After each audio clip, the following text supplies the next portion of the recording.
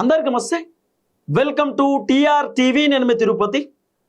తెలంగాణ రాష్ట్ర ముఖ్యమంత్రి రేవంత్ రెడ్డి బీజేపీ పార్టీలోకి ఏమన్నా పోతాడా?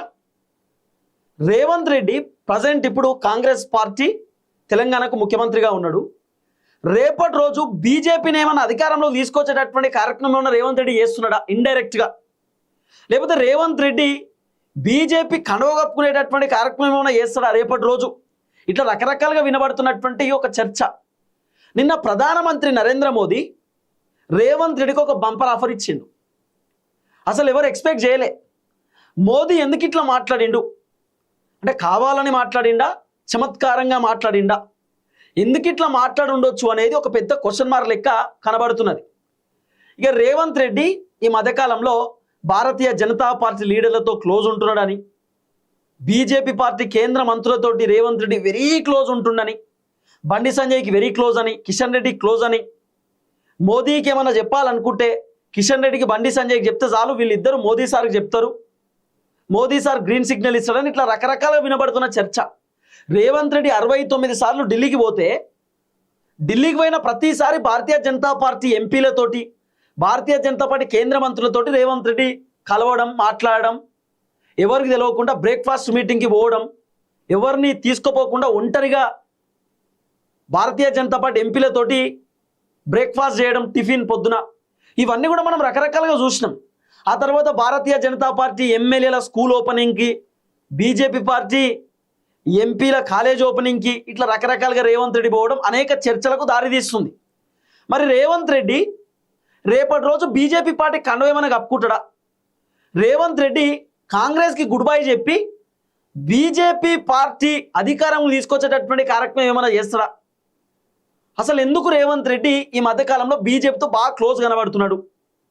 రేవంత్ రెడ్డి ఎప్పుడైనా మోదీ సార్ దగ్గరికి పోతే బట్టి విక్రమార్క, ఉత్తమ్ కుమార్ రెడ్డి వీళ్ళందరూ కూడా పోతారు. ఎందుకు? రేవంత్ రెడ్డి ఒంటరిగా పోవచ్చు కదా. రేవంత్ రెడ్డితో పాటు వీళ్ళు ఎందుకు పోతారు? అధిష్టానం రేవంత్ రెడ్డిని నమ్మరు. రేవంత్ రెడ్డి ఎప్పుడు బీజేపీతో మీటింగ్ పెట్టుకున్నా కూడా ఖచ్చితంగా రేవంత్ రెడ్డితో పాటు డిప్యూటీ సీఎం బట్టన్న, మంత్రి ఉత్తమ్ కుమార్ రెడ్డి వీళ్ళు ఖచ్చితంగా పోతారు.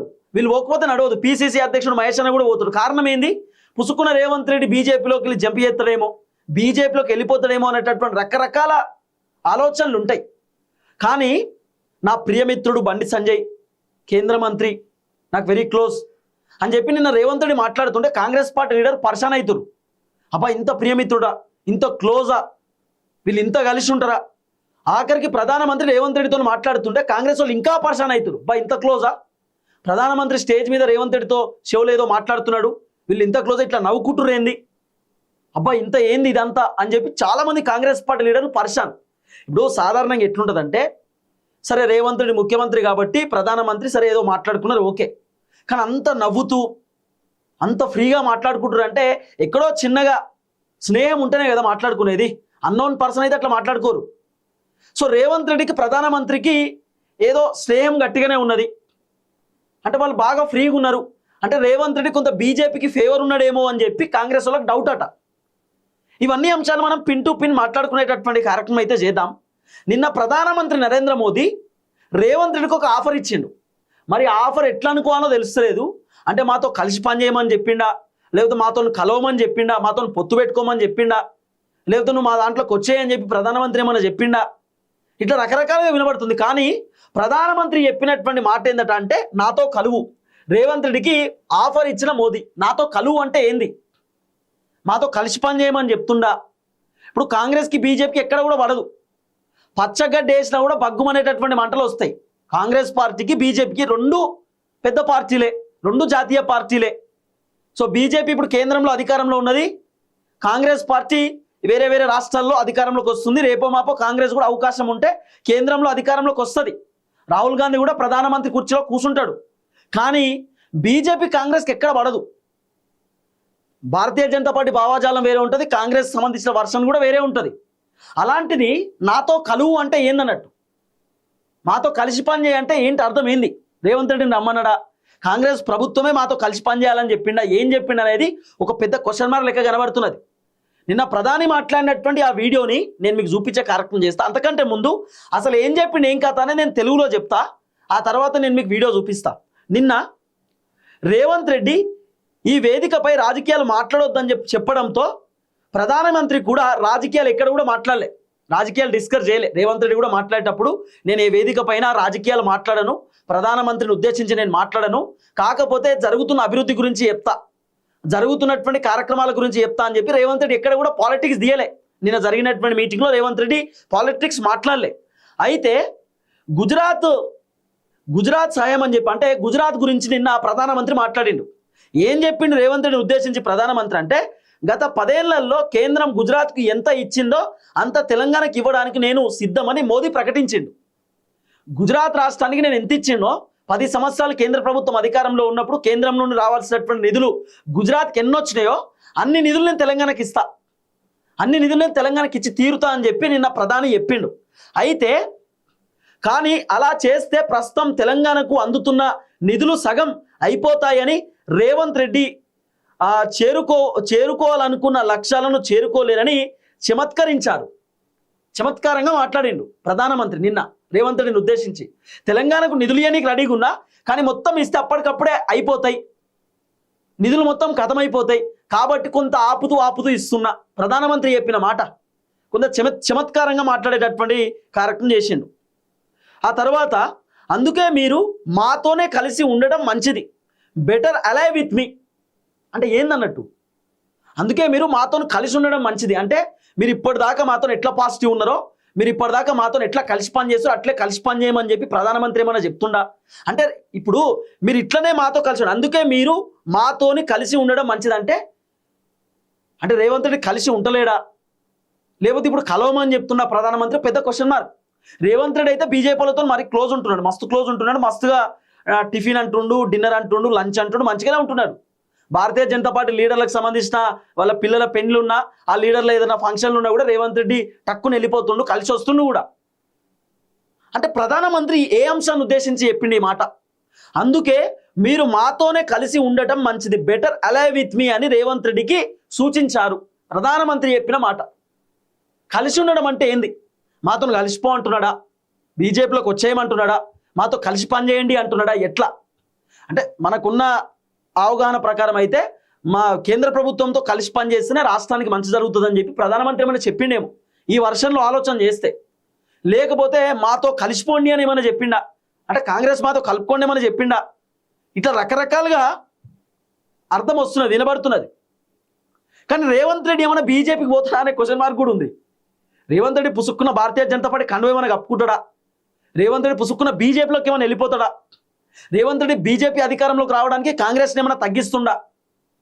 ఇప్పుడు కాంగ్రెస్ పైన ఎన్ని ఆరోపణలు వస్తున్నాయి, కాంగ్రెస్ పైన ఎంత వ్యతిరేకత ఉన్నది, రకరకాల వ్యతిరేకత కదా, మామూలు వ్యతిరేకత కాదు. రేవంత్ రెడ్డిని తిడుతున్నారు, రేవంత్ రెడ్డిని విమర్శిస్తున్నారు, రేవంత్ రెడ్డి పైన అసంతృప్తితో ఉన్నారు జనం, అసహనంతో ఉన్నారు, కోపంతో ఉన్నారు. రేవంత్ రెడ్డి ఎక్కడ పట్టించుకుంటలేడు కదా. అంటే కాంగ్రెస్ రేవంత్ రెడ్డి కావాలని డ్యామేజ్ చేస్తుండా? కాంగ్రెస్ డ్యామేజ్ చేసి బీజేపీని ముండడం నెడుతున్నాడా? బీజేపీ అధికారంలోకి రావడానికి ఇట్లా కూడా రకరకాల చర్చలు వినబడుతున్నాయి. అట్లనే రేవంత్ రెడ్డి బీజేపీలో పోతుండు అని నేను చెప్తలేను, పోతాడా అనే డౌట్లు వస్తున్నాయి. పోతాడా అనేటటువంటి ఒక పెద్ద ఆలోచన వస్తున్నది కాంగ్రెస్ వాళ్ళకు కూడా. అయితే ఇగో ఈ వ్యాఖ్యలను రేవంత్ రెడ్డి కేంద్ర మంత్రి బండి సంజయ్ నవ్వుతూ కనిపించారు.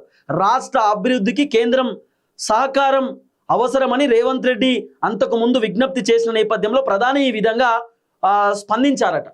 రేవంత్ రెడ్డి ప్రధాని దగ్గర పోయినప్పుడు చెప్పేదట, సార్ మీ సహకారులు కూడా కావాలి మాకు, మీరు హెల్ప్ చేస్తే మేము తెలంగాణలో అభివృద్ధి చేస్తామని చెప్పి రేవంత్ రెడ్డి చెప్పిండట. మరి ఆ మాటకు ప్రధానమంత్రి చమత్కారంగా మాట్లాడిండేమో, అంటే ఆ మాటకు మాతో కలిసి పని చేయండి, మాతో కలవండి అని చెప్పి అట్లేమని అన్నాడేమో అని అనిపించింది. కానీ ఎందుకన్నాడు అనేది క్వశ్చన్ మార్క్. అది కూడా పెద్ద వేదిక పైన భారీ బహిరంగ సభలోనే మాతో కలవండి అంటే ఏందన్నట్టు? లేదా మాతో కలిసి పని చేయండి, మాతో పొత్తు పెట్టుకోండి అన్నాడా? అలాగే అంటే ఏంది? మాతో పొత్తు పెట్టుకోండి అన్నాడా? మాతో ఉండండి అని అన్నారా? ఏందన్నట్టు? ఇట్లా రకరకాల క్వశ్చన్ మార్కులు కనబడుతున్నాయి. కానీ రేవంత్ రెడ్డి పైన ఒక అనుమానం మొదలైంది. కాంగ్రెస్ పార్టీకి సంబంధించినటువంటి ఎమ్మెల్యేలకు, ఎంపీలకు, మంత్రులకు, ఎమ్మెల్సీలకు, కాంగ్రెస్ పార్టీ లీడర్లకు రేవంత్ రెడ్డి పైన ఒక అనుమానం ఏర్పడ్డది. ఏమని? ప్రధానమంత్రితో ఇంత క్లోజా, బీజేపీ లీడర్లతో ఇంత క్లోజా? రేవంత్ రెడ్డి ఎప్పుడైనా ఢిల్లీకి పోయినా బీజేపీలతో ఫ్రీగా మాట్లాడతారట. సీఎం రమేష్ ఇంటికి పోతాడు, ఎంపీ ఆయన ఇంటికాడ పోతాడు, డిస్కస్ చేస్తాడు, టిఫిన్ చేస్తాడు, అక్కడే ఫ్రెష్ అప్ అవుతాడు, కూర్చుంటాడు, మాట్లాడతాడు. అసలు ఏంది రేవంత్ రెడ్డి? ఏంది రేవంత్ రెడ్డి ఎప్పుడు ఢిల్లీ పోయినా రాహుల్ గాంధీ రేవంత్ రెడ్డితో ఖచ్చితంగా బట్టి విక్రమార్కను, పిసిసి అధ్యక్షుడు మహేష్ కుమార్ గౌడ్ని, ఉత్తమ్ కుమార్ రెడ్డిని ఖచ్చితంగా రమ్మని చెప్తాడు. రేవంత్ రెడ్డి ఎక్కడ పోతాడో ఏం కథో తెలియదు కదా. అందుకే రేవంత్ రెడ్డికి వీళ్ళు వెనకాల ఎటు పోతుండే ఏం కథ అనేది చెప్పాలి కదా అధిష్టానానికి. ఆ విధమైన వ్యవహారం కొనసాగుతున్నది. సరే, ప్రధాని ఏం మాట్లాడినో ఒకసారి వీడియో అయితే వినండి. मैं रेवंत जी से कहूंगा कि 10 साल के शासन में भारत सरकार ने जितना गुजरात को दिया वो मैं आपको देने को तैयार हूं.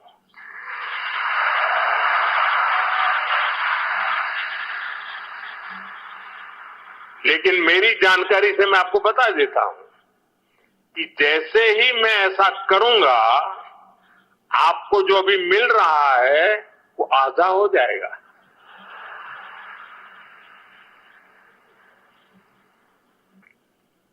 आप जहां पहुंचना चाहते हैं नहीं पहुंच पाएंगे और इसलिए अच्छा है कि मेरे से ही जोड़ो.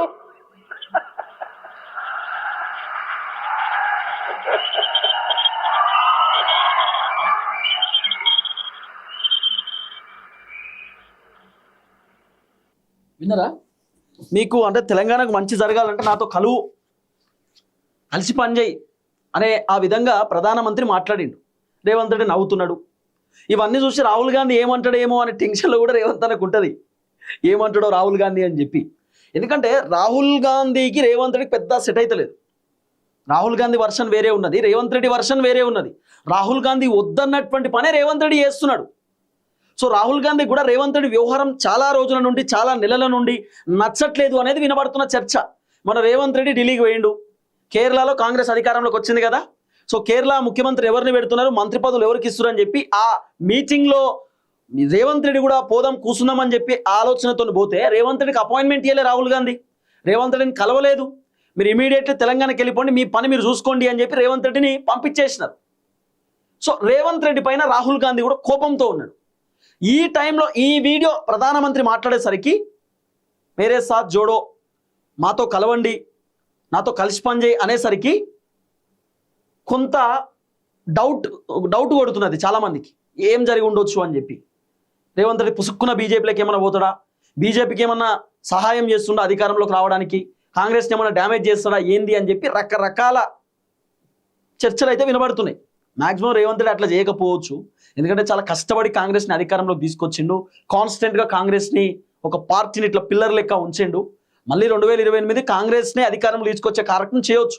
కానీ ఇలాంటి విన్నప్పుడు, ఇలాంటివి చూసినప్పుడు, రేవంత్ రెడ్డి బీజేపీతో ఉన్నటువంటి క్లోజ్నెస్ని చూసినప్పుడు ఎక్కడో చిన్న డౌట్ కొడుతున్నాడట.